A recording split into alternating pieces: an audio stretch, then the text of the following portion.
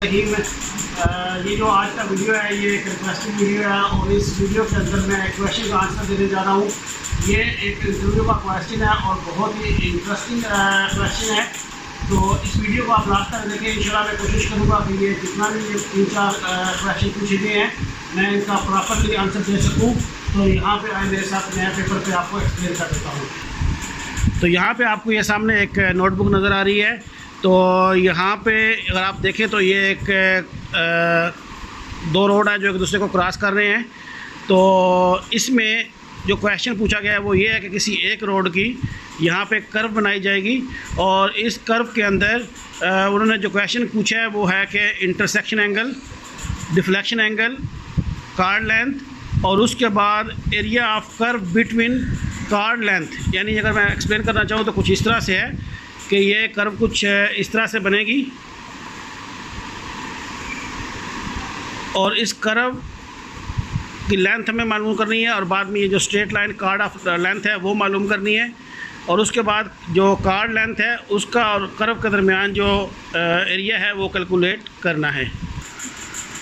तो आज के इस वीडियो में जो मेरे साथ कैमरे के लिए कैप्चर कर रहे हैं ये मेरा बेटा मोहम्मद सयाम है और हम लोग कोशिश करेंगे कि प्रॉपरली इस वीडियो को कैप्चर कर सकें और ये फ़र्स्ट टाइम इसका एक्सपीरियंस है। अगर आपको वीडियो अच्छी लगी तो लाइक ज़रूर कीजिएगा।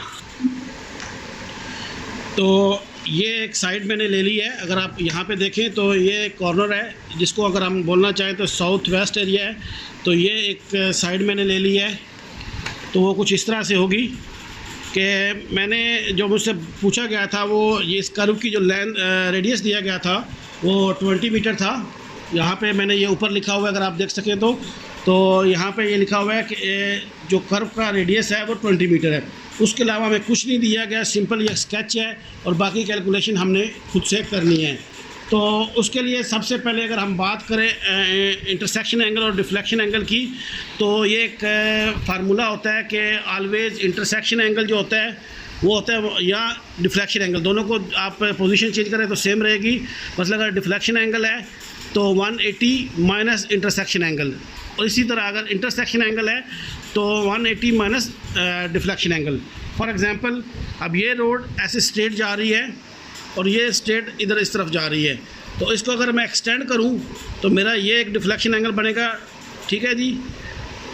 और इसी तरह अगर मैं इसको करूं तो ये मेरा डिफ्लेक्शन एंगल बनेगा।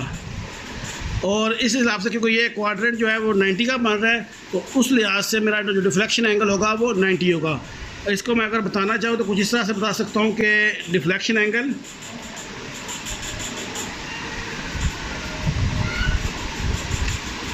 Is equal to 180 minus intersection angle. तो यहाँ पे अगर इंटरसेक्शन एंगल की बात करें जो अंदर आ रहा है वो भी 90 है और डिफ्लेक्शन एंगल भी 90 है। तो दोनों सूरतों में ये 90 रहेगा इज़ इक्वल टू 90। यानी यह इस क्वेश्चन में जो पूछा गया है इसमें डिफ्लेक्शन एंगल और इंटरसेक्शन एंगल दोनों जो है वो बराबर है और वो 180 के ऊपर है, सॉरी 90 के ऊपर है। तो सेकंड एक्शन जो हमसे इंटरसेक्शन और इंटरसेक्शन एंगल के बाद तीसरी बात आती है कार्ड लेंथ की। तो लेंथ ऑफ कार्ड क्या होता है? अगर आपको मज़ीद इसके बारे में जानना है तो मेरी जो लाइका की TS06 प्लस की प्लेलिस्ट थी उसके अंदर जब मैंने कर्व स्टार्ट की थी तो उसमें मैंने डिटेल से कर्व के पार्ट बताए थे, उसमें आप डिटेल से देख सकते हैं। यहाँ पे सिंपली मैं इसकी कार्ड लेंथ का बताऊँ तो ये जो टेंजेंट पॉइंट्स होते हैं ये टेंजेंट पॉइंट्स हैं जहाँ से कर्व स्टार्ट होती है और एंड होती है। तो इन दोनों पॉइंट को जो हॉरिजेंटली लाइन मिलाती है इसको हम कार्ड लेंथ बनाते हैं। तो इसमें थर्ड नंबर पे जो है वो कार्ड ऑफ लेंथ है। तो कार्ड लेंथ का जो फार्मूला है वो है 2r sign deflection angle over 2।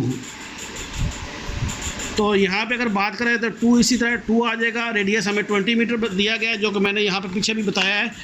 तो ये 20 मीटर रेडियस है हमारे पास। तो 2 मल्टीप्लाई बाई 20 इनटू साइन और जो साइन है वो हमारे पास डिफ्लेक्शन एंगल ओवर 2 यानी 90 ओवर 2 या आप इसको 45 भी डायरेक्टली कर सकते हैं। तो यहाँ पे 2 मल्टीप्लाई बाई 20 होगा 40 और साइन 45 मैं इसको कर लेता हूँ। इसको इक्वली कर लेता हूँ मैं। यहाँ पे ये कैलकुलेटर के अंदर मैंने प्रोग्राम किया हुआ है कैलकुलेटर का, तो मैं इसको यूज़ करता हूँ। तो ये 40 multiply by sin 45 degree is equal to, ये मेरे पास 40 मल्टीप्लाई बाई sin 45 का जो आंसर आया है वो मेरे पास आया है 28.284 मीटर। तो ये जो कार्ड लेंथ है ये हमारे पास आ गई है 28 मीटर। अब इसमें जो लास्ट वाली पॉइंट ऑप्शन है वो क्या है, तो वो पूछा गया है कि ये जो कार्ड लेंथ है उसके और कर्व के बीच में, मैं अगर इसको हाईलाइट करूं तो ये जो पोर्शन है इस पोर्शन का एरिया कितना है, ये एरिया कैलकुलेट करना है।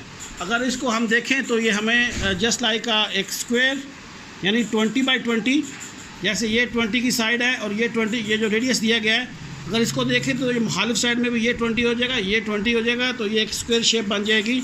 या अगर हम इसको एक डिफरेंटली देखें तो अगर हम इसको यहाँ से ले तो ये एक राइट एंगल ट्रायंगल बन रही है, जिसमें हम ट्रायंगल का भी ऑप्शन यूज़ कर सकते हैं। और दूसरा हमारे पास यानी एक ट्रायंगल करेंगे और दूसरा इसको शेप को हम कम्प्लीटली एक कर्व को जिस तरह से बना सकते हैं कि ये एक लाइन है और ये सर्कल है।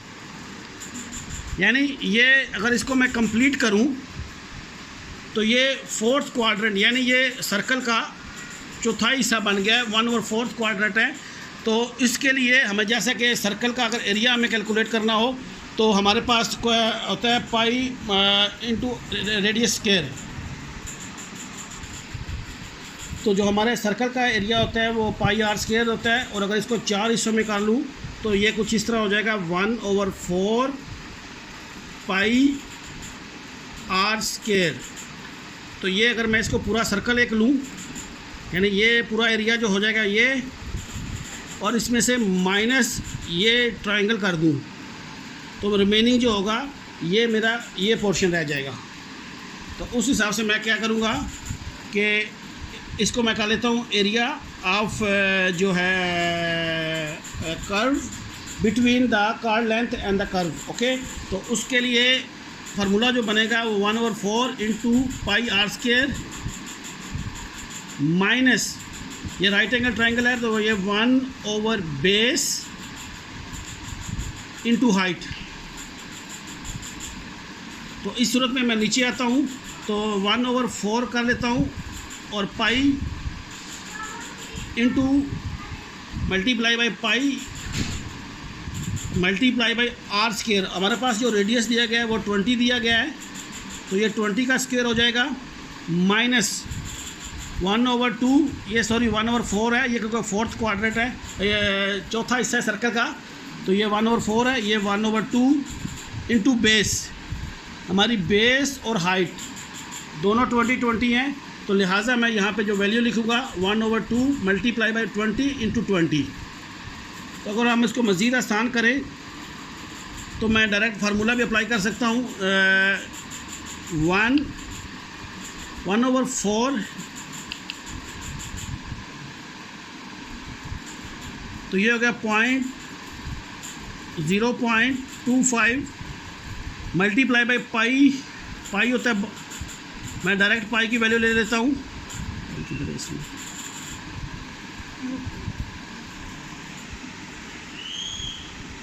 तो यहाँ पे मैं दोबारा पाई लिख लेता हूँ,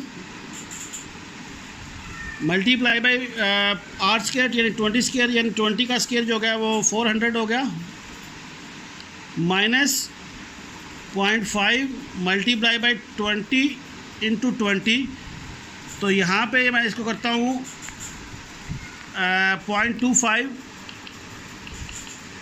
multiply by pi shift multiply by 400। तो ये मेरे पास वैल्यू आ गई 314.159 माइनस इधर अगर देखें तो 0.5 multiply by 20 sorry and multiply by 20, तो ये हो गया 200। तो यहाँ पे ये मेरे पास आ गया 314 0.159 minus 200 is equal to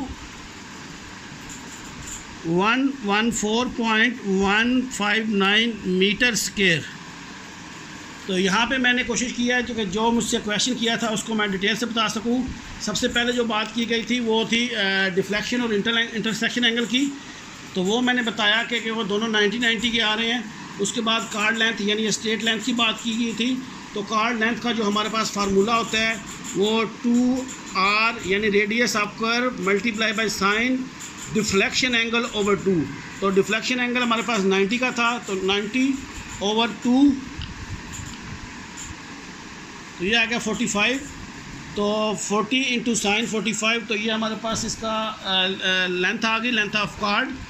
और उसके बाद हमने क्योंकि ये कैलकुलेशन करनी है तो ये मैंने यहाँ पे कंप्लीट एक चौथाई सर्कल ले लिया था, तो उसमें से माइनस ये ट्रायंगल कर दी, यानी चौथाई सर्कल माइनस ये ट्रायंगल, तो जो रिमेनिंग था वो मेरे पास ये कर्व का जो एरिया है वो आ गया। तो उसके लिए मैंने ये क्वार्टर सर्कल का फार्मूला अप्लाई किया 1/4 इंटू पाई आर स्क्वेयर्स।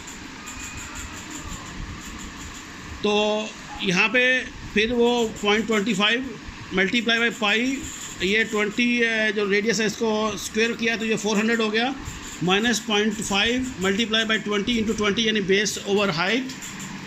तो ये दो चीज़ें हो गई इधर। और उसके बाद ये तमाम इक्वेशन को फाइनली सॉल्व करने के बाद ये मेरे पास जो एरिया है वो 114.159 मीटर स्क्वायर आ गया है। यहाँ पे मैंने कोशिश की है कि ये जो क्वेश्चन मुझसे पूछा गया है मैं इसको डिटेल में बता सकूँ। और उसके अलावा वीडियो क्लास में मैं कुछ चीज़ें आपको बताता चलूँ कि काफ़ी ज़्यादा कमेंट जो यूट्यूब पे पेंडिंग थे लास्ट 1.5 मंथ से, क्योंकि मैं वेकेशन पे हूँ और उसके अलावा कुछ पहले भी बिज़ी था जिसकी वजह से मैंने रिप्लाई नहीं दे सका। कोशिश करूँगा घर में जो भी जितना मुमकिन हो सका आपके कमेंट्स को रिप्लाई कर सकूँ। और उसके अलावा ये जो मैंने इक्वेशन हल की है इसकी फ़ोटो लेके मैं मोबाइल से नीचे अपने इसी वीडियो के डिस्क्रिप्शन में मैं दे दूँगा लिंक है, उससे आप मेरी वेबसाइट पे चले जाओगे और वहाँ पे जाकर आपको ये फ़ोटो इजीली आप डाउनलोड कर सकते हैं और इसको वहाँ पे देख भी सकते हैं। तो उम्मीद है कि आज का वीडियो आपको अच्छा लगा होगा। आपको अच्छा लगा है तो इसको लाइक ज़रूर कर दें, और जो लोग पहली बार मेरे चैनल पे आए हैं वो मेरे चैनल को सब्सक्राइब कर लें, और सब्सक्राइब करने के बाद जो बेल का आइकॉन है उसको ज़रूर हिट करें। इससे क्या होगा कि आपको मेरे आने वाली नई वीडियो की नोटिफिकेशन मिलती रहेगी। तो आज के लिए इतना ही, अपना बहुत ख्याल रखिएगा। अल्लाह हाफ़िज़।